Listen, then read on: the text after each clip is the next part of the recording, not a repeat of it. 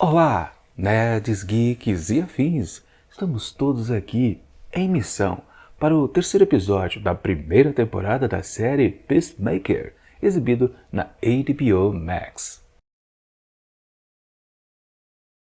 Pois bem, pessoal, chegamos então à conclusão daquele primeiro bloco de episódios colocados para a gente começar a entender o que é esta série completamente pirada, que é a série do Pacificador. Pois é, e finalmente, né, ele está cumprindo aquela missão para a qual foi contratado, que é exatamente, né, exterminar aquele senador lá dos Estados Unidos, né? Pois é, né, só que tem um pequeno porém, né? O que é interessante e faz com que, por exemplo, esse episódio aqui, que talvez ficasse baseado apenas na pura ação, se transforme em algo que, claro, faz a gente pensar, caramba, será que o personagem está preparado para tudo o que ele diz ser? Temos aquela questão, né? Afinal de contas, não é apenas o senador, talvez toda a sua família que deva ser defenestrada.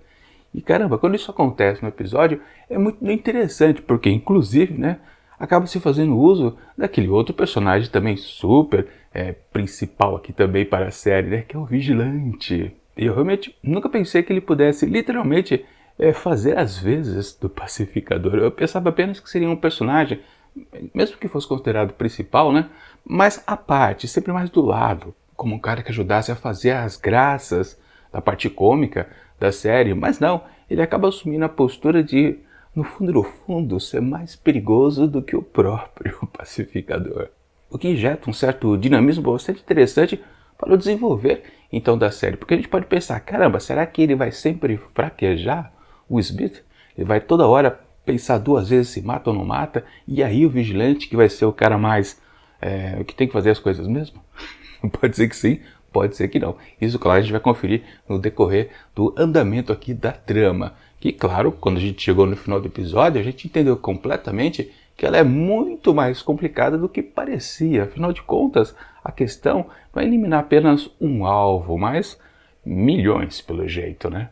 Porque a coisa é bem mais embaixo. Aliás, fazendo já conexão com terminou o episódio passado, que era justamente aquele objeto super esquisito, né? Que foi transformado daquela coisita que parecia um totem, um modem, mas com luzinhas coloridas, né? Quando lá o Peacemaker acionou, aquilo se transformou num negócio que a gente não conseguia identificar exatamente do que era. Claro, quem ficasse reparando aqui e acolá podia dizer, isso se parece com... Bom, você podia chutar na verdade muitas coisas, mas o que de fato e meio que foi colocado meio que en passant a explicação do que era exatamente o objeto. Bom, claro, indo ao ponto, era uma nave espacial. E isso ficou mais se fazendo uma certa piada a respeito da tripulação dessa nave espacial do que qualquer outra coisa, né? Meio que o objeto em si foi descartado por todo esse episódio. Claro, ele pode voltar a ser assunto no episódio seguinte, mas aqui, para meio que continuar aquela cena final do episódio anterior, meio que não teve lá muito desenvolvimento. De novo, virou apenas uma piada, né? Ou seja, homúnculos, né? Que o tempo todo foi colocado ali pelo discurso do Pacificador junto a Debaio, ficou somente nisso, porque ele toca no assunto, bom, são serizinhos que estão lá sendo transportados para aquela nave espacial, mas quem são eles de fato? De que planeta eles vieram?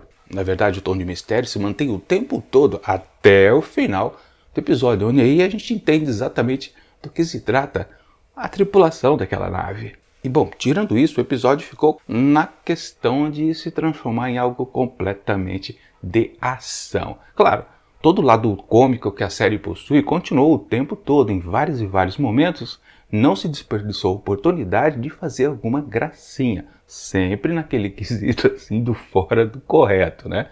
E claro, a série não tem problema de ficar trabalhando essas questões. Que, obviamente, né, quem ainda está assistindo aqui no seu terceiro episódio, primeiro bloco apresentado, com certeza já se habituou e aceita todas essas, talvez, baboseiras para muita gente. Porque, na verdade, toda comédia vem mesmo desse exagero, né? Essa falta de noção de parar, né? Ou seja, talvez um outro público possa pensar, caramba, ele vai mesmo partir para esse ponto, ele vai exagerar até esse limite? Vai sim. Esse é o texto do James Gunn.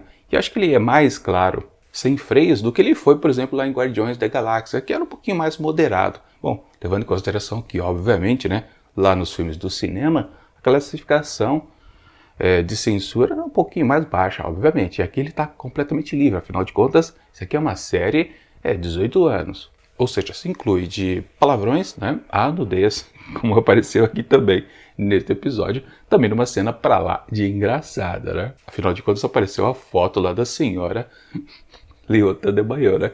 Enfim, o que vale? A graça foi mantida de uma maneira muito forte, o tempo todo, realmente. Não teve nenhum período aqui, não dá nem para dividir, na verdade, o episódio como foi os dois anteriores, que estavam bem blocados. Uma parte mais de apresentação de personagem e uma outra mais focado em ação, com comédia misturado em ambos. Mas aqui não, é tudo ação o tempo todo.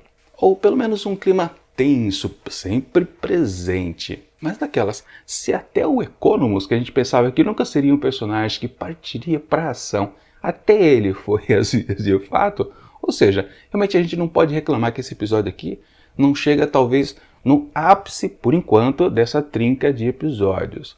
Eu considero sim, ele realmente, mesmo que estruturalmente ele esteja mais diferenciado do que o outro, e se você for pensar exatamente que ação por ação mesmo não há tanta aqui, a gente pode até pensar que lá no primeiro episódio, naquela sequência da perseguição da maluca em cima do Peacemaker, ou então até na tentativa de fuga dele de escapar da polícia lá no segundo episódio, talvez não se compare com a ação que acontece por aqui. Mas que ela é eficiente porque o clima de tensão ajuda a isso, a gente não pode duvidar. E voltando à questão de eliminar ou não a família. É interessante quando ele fica se questionando isso, né? Porque meio que o slogan dele, que não importa, o que ele precisa fazer para preservar a paz, né? Ou seja, ele pode matar qualquer um, né? Mas no fundo, quando lá o chefe, o Murray, diz que ele teria talvez que matar tanto a esposa quanto as duas crianças, ele fala, opa, peraí, né, mano? Você tá pensando que eu sou o quê, né? Um monstro, né? Porque é exatamente isso o que estão pedindo dele. E naquelas, sem explicação até o momento do que se trata exatamente as tais borboletas. Bom, um exemplo da borboletice, ele teve lá com aquela maluca que o atacou lá no condomínio, mas por que o senador também é? O que ele faz esquisito? Bom, aí a gente percebe coisas estranhas. Quando naquele momento, quando a família do senador entra lá na casa, depois que está afastado dos seguranças, tem um comportamento completamente meio que de zumbi, você fala, caramba, realmente tem coisa esquisita por aí. E isso a gente não conseguia associar justamente com a maluca lá que o havia atacado. Ela tinha um comportamento normal o tempo todo com ele, tanto que transou numa boa com ele durante muito tempo, né? 4 vezes, ela gostou. Enfim, o que vale? Ela parecia uma pessoa normal o tempo todo. Ela só ficou esquisita quando realmente passou a atacar ele por culpa do que ela viu lá no dossiê, que era justamente o tal senador. Isso ainda a gente consegue dizer que não tem uma confirmação exata. Porque provavelmente lá em todo o dossiê que ele tinha disponível para ler, não estava a explicação que ele tanto quer saber que é exatamente o que é uma borboleta. Com certeza lá nos documentos não havia isso, porque senão completamente alguém teria dito, caramba, você não leu o dossiê até agora, já está dito, não precisa ficar perguntando para a gente, já está tudo escrito lá na papelada. Mas não, com certeza não está. Eles mantêm um mistério exacerbado a respeito do que é a tal borboleta, justamente até para nós, né, espectadores. Mas, ok, nesse episódio a gente entendeu, as borboletas são insetoides, na verdade, né? Alienígenas que vieram de outro planeta, do típico tipo invasores de corpos, né? Que domina completamente a mente, ou seja, deve estragar, não tem retorno, ou seja, quem é invadido lá pelas borboletas, infelizmente a única solução é ser liquidado, porque não tem mais retorno daquela mente, né? Sabe-se lá como aquele inseto se instala dentro do cérebro da pessoa, né? Enfim, bom, deixa ela zumbizóide, mas com comportamentos completamente inalterados quando é preciso disfarçar que está sendo ali dominado por um alien. E naquelas, né, qualquer um pode então estar sendo invadido por esses monstrinhos do espaço, né? Afinal de contas, aparentemente, eles só dão bandeira que são seres zumbis quando ninguém está olhando. Agora, a gente precisa falar aqui desse episódio que tivemos a inclusão de um outro personagem bastante interessante, que é aquele segurança do senador, né? Aquele sujeitinho de 1,60 com aquele uniforme verde meio ridículo, né? E que é o Judomaster, né? O típico baixinho invocado, né? Mas é bom de briga, derrubou 3 ao mesmo tempo, né?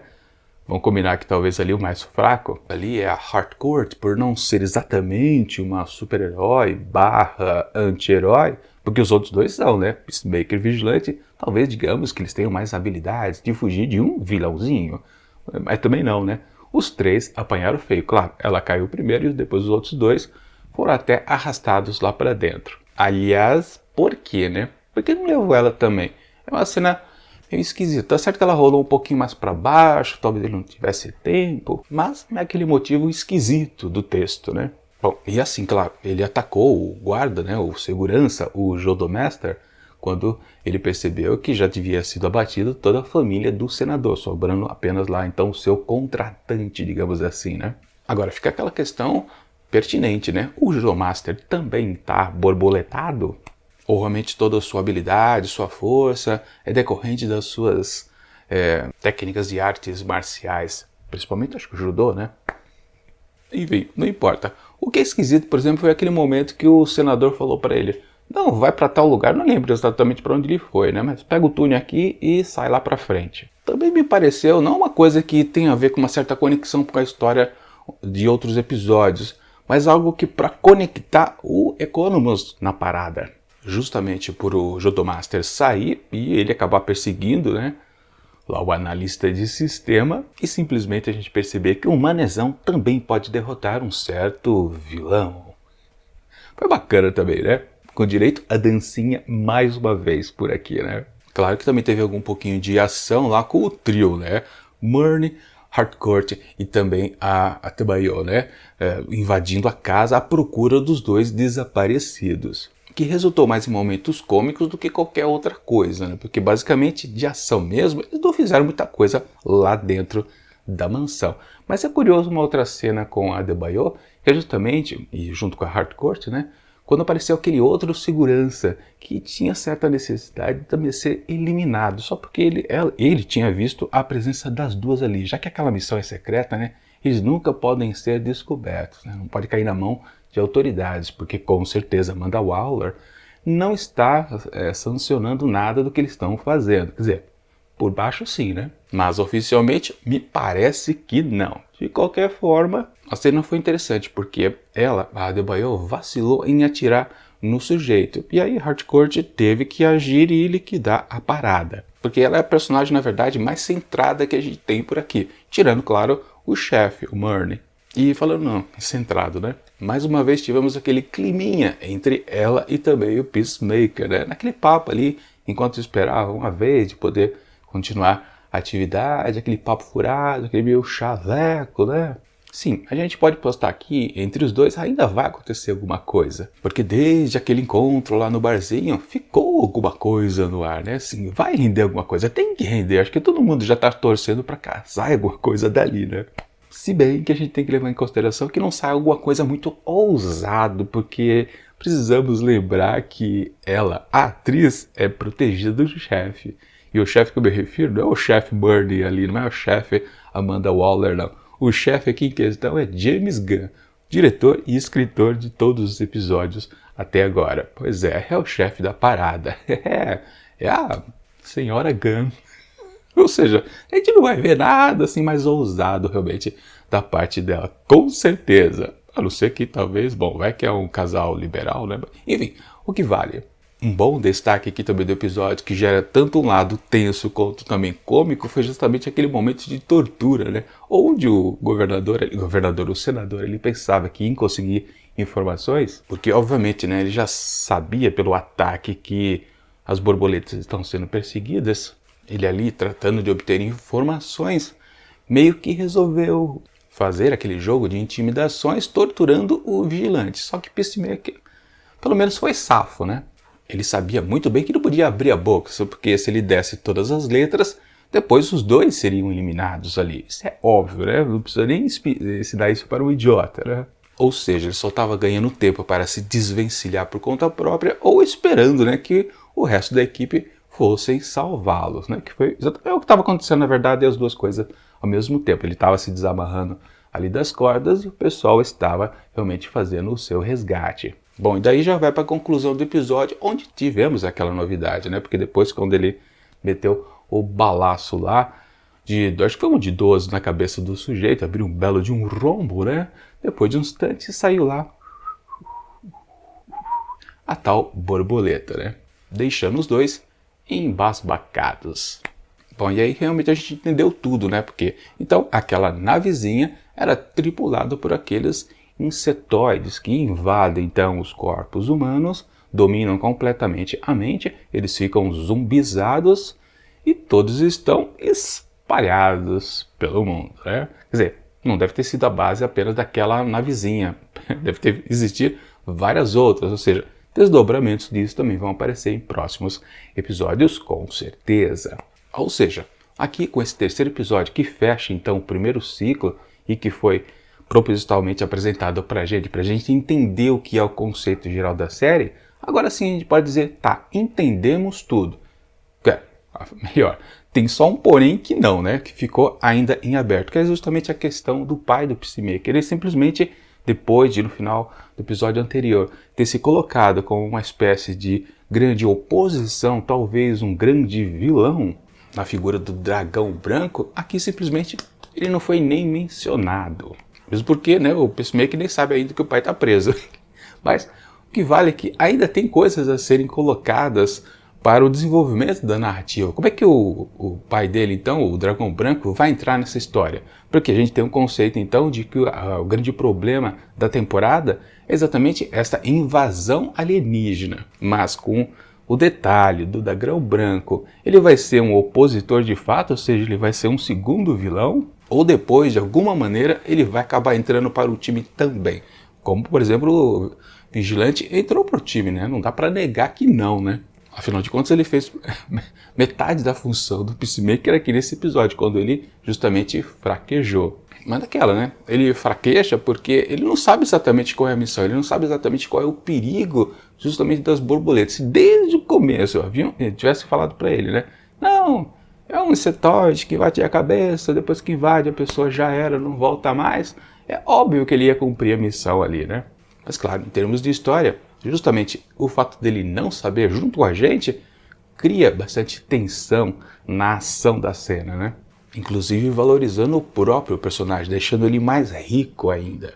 Mas enfim, a exposição do que é então o problema desta temporada está completamente exposto nesse terceiro episódio, faltando apenas a questão do pai do Peacemaker, e digamos que a gente pode dizer que sim, a série passa a ser completamente interessante e que muitos desdobramentos podem acontecer porque ainda faltam ainda 5 outros episódios para fechar todo o arco narrativo.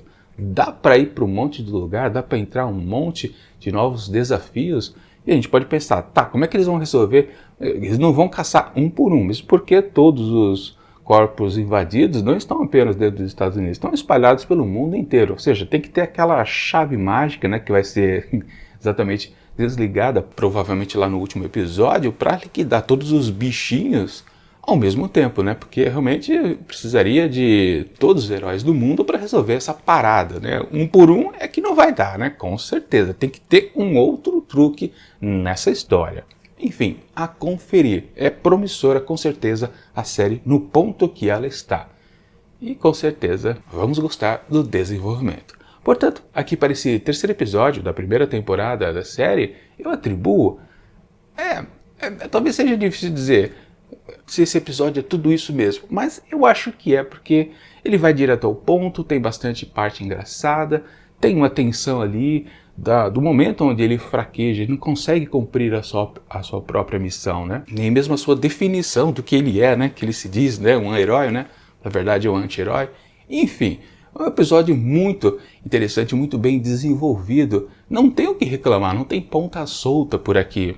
E já que eu gostei bastante, sim, ele merece 5 asteriscos. Na verdade, é sim o episódio mais empolgante desta trinca inicial. Agora vamos ver como continua então, agora sim, na próxima semana. É isso.